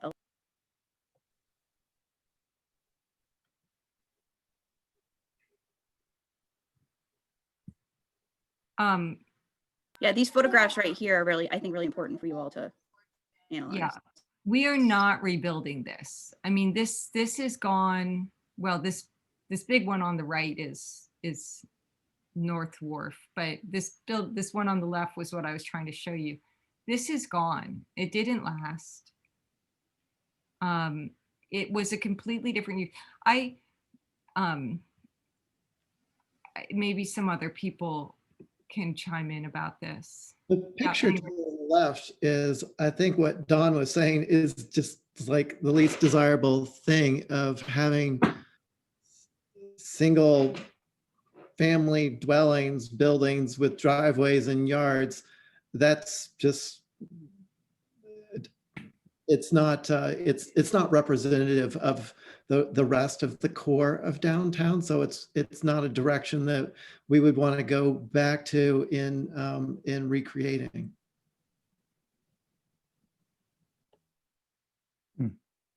I mean, here I guess maybe looking at the architectural features as far as massing and type of there's different type of roof styles, different elevations, just the unique architectural characteristics of this area, I think is good.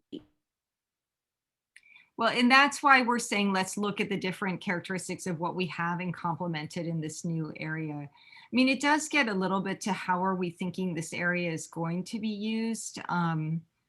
Nobody wants single family residential with yards and driveways in this area. But Could it have town, kind of Nantucket style townhouses, townhome living? Could it have a small hotel with, certainly it can have restaurants. So I think we do have to think a little bit about what the market likely wants and what the developers are likely going to want to build, which, they're building what they think the market wants, and then specify specify zoning parameters that would accommodate those types of buildings and complement our downtown.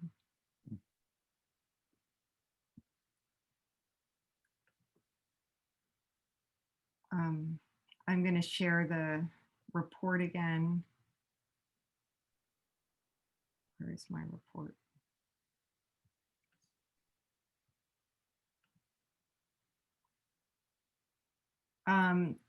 The Chapter 91, I mean, this is sort of a strange thing for a historical commission to be recommending. It's really something, an observation that we're offering the town, because definitely in the discussions that I've had and the reading that I've done, people seem to think, well, this is between the developer, they can renegotiate this.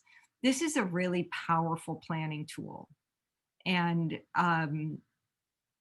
our advice is, let's not miss this.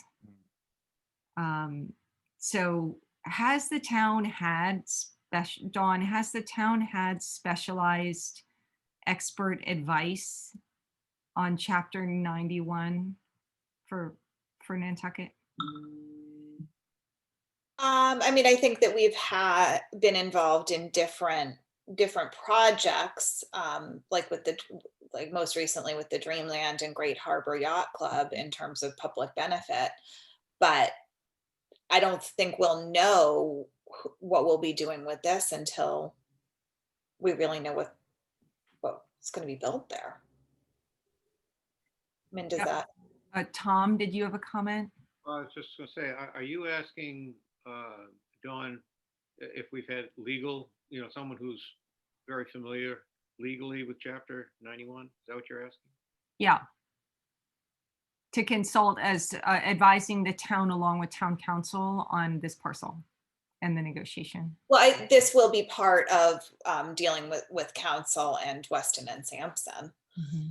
I don't know if we need to hire someone additional in regard to Chapter 91, but that's definitely a big part of our review. I know that, or I have the sense, I've understood that considerations have been about, well, do we buy some of the land? Are we gifted some of the land? And I guess my point is that a fair amount of this land should be public because it's a filled tideland, or it's even a Commonwealth tideland. And let's understand and include that in our municipal harbor plan so that we can be sure that that is delivered to the public. Because if we don't direct the DEP through our municipal harbor plan or through exercising the right of comment in the 30-day period, they'll negotiate, whatever they negotiate. Okay, understood. And then we have comments about, so that this is the comment about the expert advice. We didn't really talk about the water dependent usage. This is another thing, if the town has a vision or if the community has a vision for some kind of water dependent usage that should happen down here or that we need, we could certainly advocate for that. I don't know what it is, maybe community sailing would like to be able to berth their keel boats here and have another area for community sailing. I don't know, but I think that should be part of this planning exercise. The zoning, I think we're going to find some positive way to comment on some modifications to the zoning. And I'm hearing that a full-fledged tilt to form-based zoning is probably a bridge too far. And then this is all about zoning. And then we have the comment on circulation. We got some feedback from Dawn about that, about the best way to deliver that. and comments about the streets and our concerns about the widening. And so that's the direction I would take this. And I think, we could reflect all of those things and deliver this to Dawn to give to Weston and Sampson. What does the commission think?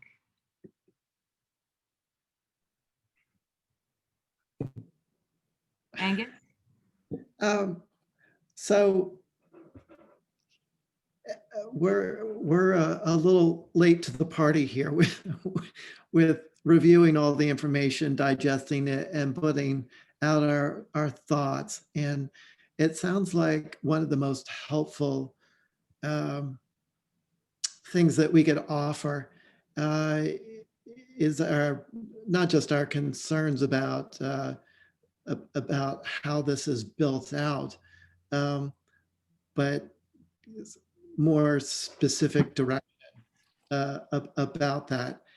And I think that I know that there are ways to articulate what the rest of town is like in a language that could be interpreted or used for zoning and guidelines and the build out. And it feels like it would be helpful to have a more professional take on that. And if it makes sense to have someone who does that for their profession, being able to describe what we've got and be able to translate that to where we could guide things that are for the future build out with us. So Angus, if I understand correctly, you're suggesting that we might recommend some kind of a consultant that could take a preservation planning view to understanding the nuances of the different areas of our town and how to replicate it in a new development. Is that what you're saying? Exactly. So Dawn, one thing you said is, could you recommend setbacks? Could you say, well, we want to see a greater setback. We want to see a strict height. We could come up with that, but we just are wondering maybe a study, maybe working with the Preservation Institute in Nantucket that has a lot of this information might be warranted or helpful. I mean, I'm wondering if Holly, I don't know if you have time for this, but you're a preservation planner. If you could articulate some of this into helping with our review for the development agreement. But I could take a stab at it. I don't know how we bring in somebody new from outside now. But. Right. There's a lot of information that PIN has done of studying our downtown. But that's what I was alluding to is looking at what we have. Again, CDT has a certain parameter.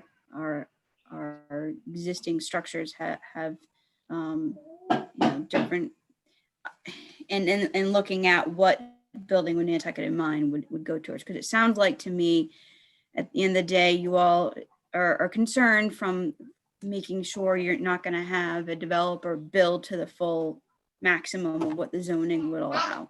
And again, that's where the development agreement would bring that down based on, you can base it on use, you could base it on the type of architectural, that you could get down to the granular level. But for this report, I think it needs to be very baseline if this is something that's going to be provided to Weston Sampson next week. And then something that you can possibly work on continually.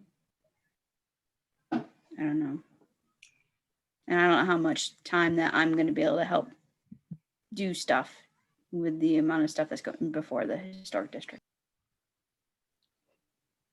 Mickey? Curious, what are we thinking our timeline on finalizing of a report, or do we need to get a sort of a preliminary report in by Monday? Or do we have a little bit more time than that? That'll have a big influence on how we approach it. Dawn?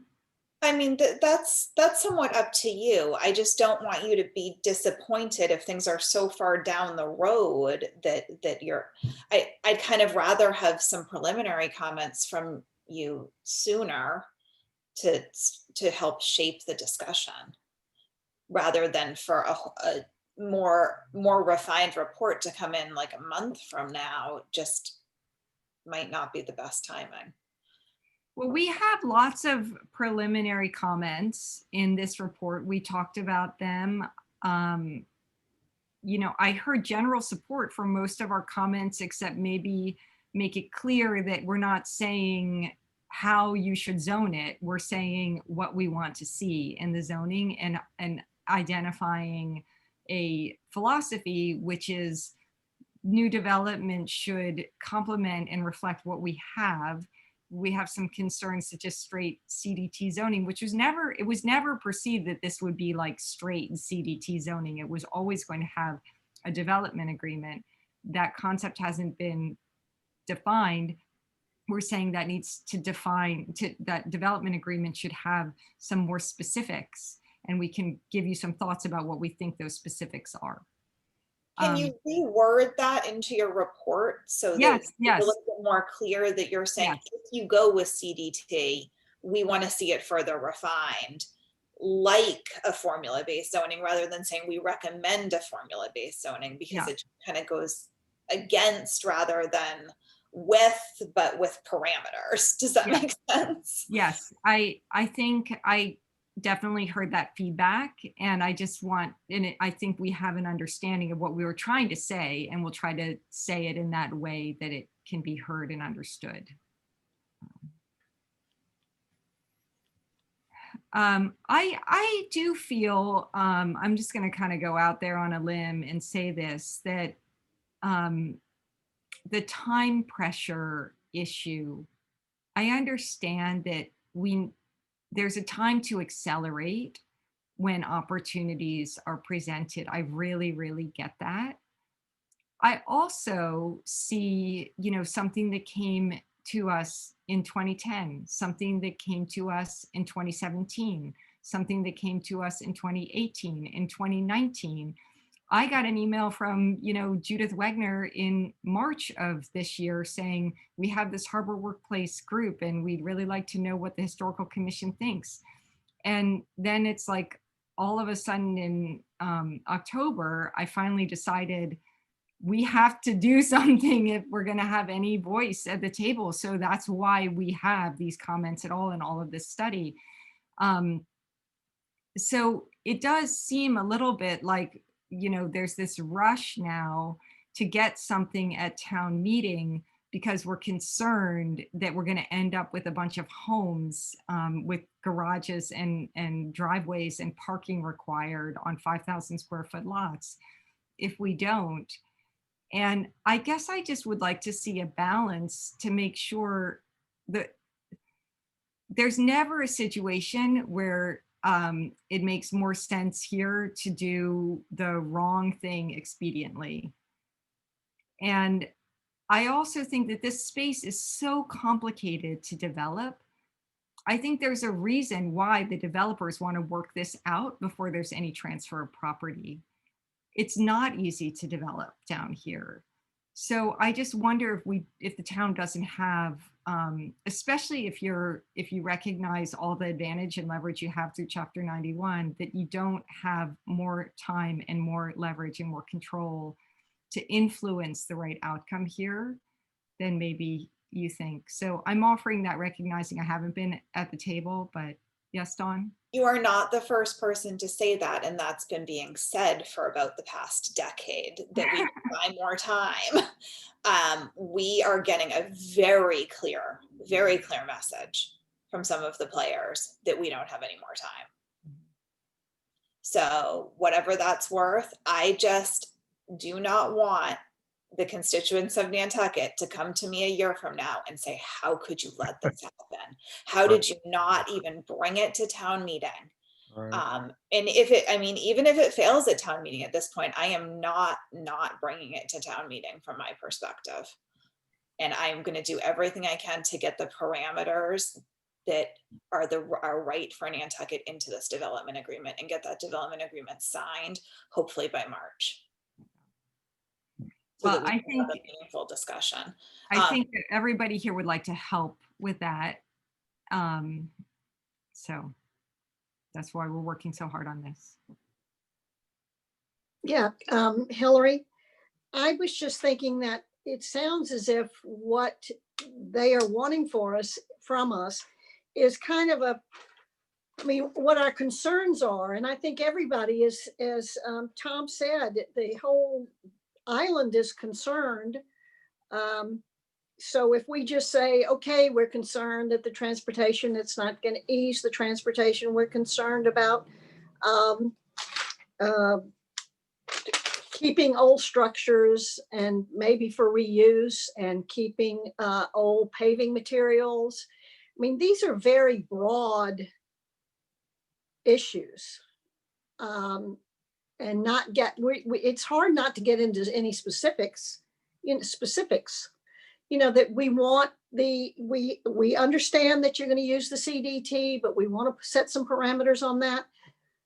But that's also extremely broad. I mean, we're voicing an opinion that we want to keep the old structures if we can, and we want to keep the old pavements, and we're concerned about transportation.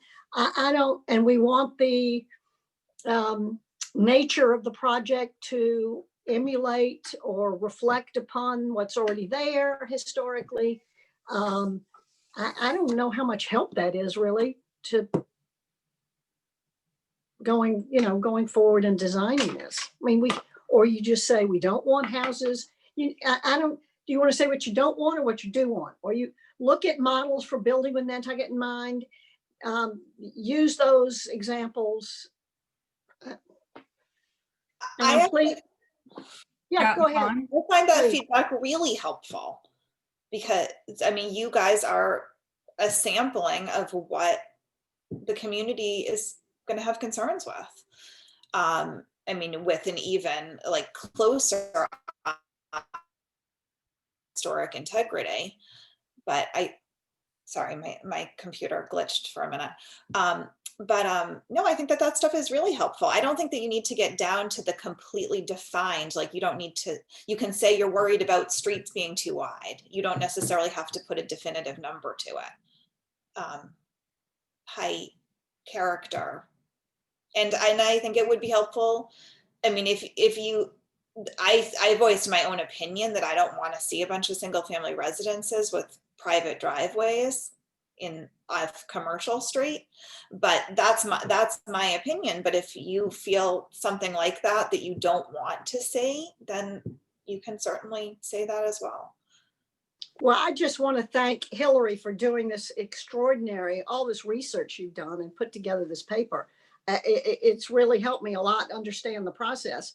I just think we're coming down to what we should voice, I guess, as our main concerns. And you brought them all up. I think we might need a little bit of digesting and re-looking at your paper to cull it down to what we can say, maybe just bullet points.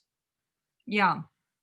If that's what's needed. So. Well, I think we'd like to give something to Dawn to take to Weston and Sampson. And I think we have enough here to take something. So we are meeting again on the 18th. And at that point, maybe we could, I could circulate a version of this that is, give you enough time to go through it so that we could really edit it together in real time. But for Monday, what I would propose is that I take excerpts of what we have. And by the way, I want to note that I wrote this up, but Angus and Mickey really spent a lot of time. So I also really want to thank them. And there's a lot of information that they put together that's not even in the report because it was at a very granular level, which is, I think, what Dawn is asking for. So that's going to be in phase two. But we can take the broad points, and this is something that would just be discussed by the working group, and they can give us feedback, and we can incorporate that into our next report. But I think what we're driving to is to end up with our ability to say with confidence, we understand whatever Dawn and the working group work out, that we can say with confidence that we are behind it, or tell them that we're not behind it, and here's why. I think that's really what we're working towards.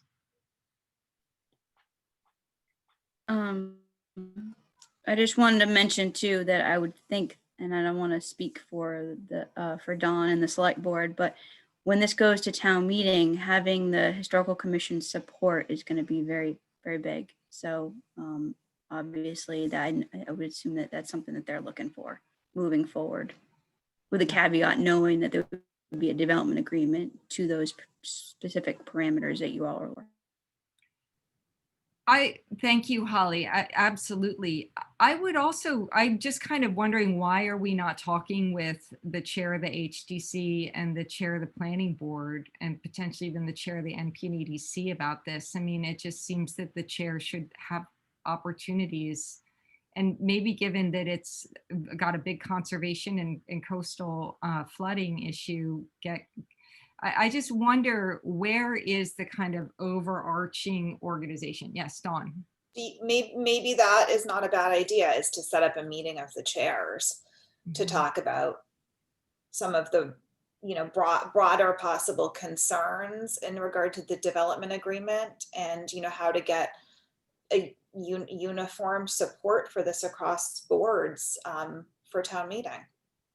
That may be something that we should schedule soon. So I think that would be great. I mean, I would be there. I would be happy to share this work ahead of time.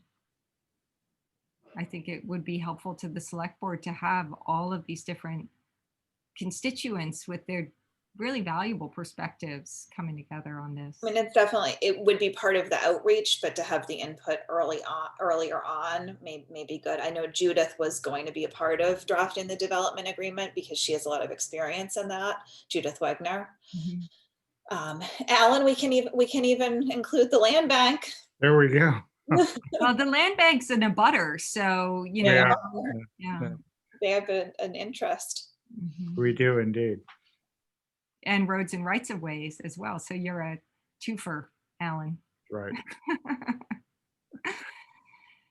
Okay, so do I need a motion for how you all want to direct me to produce something that Dawn could take to her meeting on Monday? Somebody want to try to summarize it? This is a tough one, because whether you're quoting Nietzsche, the devil is in the details, or Flaubert, the God is in the details, it really comes down to the details. And that's going to prove the success or the failure of this development. I feel like a document of some sort and a statement from us is good, but it really will come down to the details. So I guess I would make a motion to synthesize what we have for a document now, with articulating things in a way that it's more receptive, that it's working with what's proposed and what our concerns are, working within that framework and creating details, and then worry about the details afterward, I guess. As the next phase. Okay, so the motion is to synthesize the report, to have a high level summary of our recommendations with more details to follow. Second that. Okay, thank you, Mickey. Tom? I see Tom saying aye. Clement? Yes, I approve. As long as that sounds like what Dawn is asking for and what Holly needs and what we need to get to the next level. So yes. And Susan? Aye. Okay. And I'm also an aye. And it's very helpful that these meetings are recorded because I can go through and really listen to what everybody said and make sure that what I write actually reflects that. So I'll work on that. And we have other things on our agenda that we didn't get to. I wanted to give you an update about the sidewalks and our bylaw, but I think we're going to have to adjourn. We do have another meeting at 10 a.m. on December 18th, followed with a walk around. So expect that at our next meeting, we'll have more time to talk about the guidelines for sidewalks and the bylaw. And Dawn, I hope that you and I can catch up about that in between meetings. Okay. All right, could I have a motion to adjourn? Motion. Okay, I'm in favor. Tom, Aye. Mickey, Aye. Clement, Aye. Angus, Aye. Susan. Aye. Okay, thank you all so much. Thank you to our guests, Alan and Dawn, our staff. Mm. Thank you so much. Bye-bye. Have a great weekend, everybody. Thanks, everybody. Bye.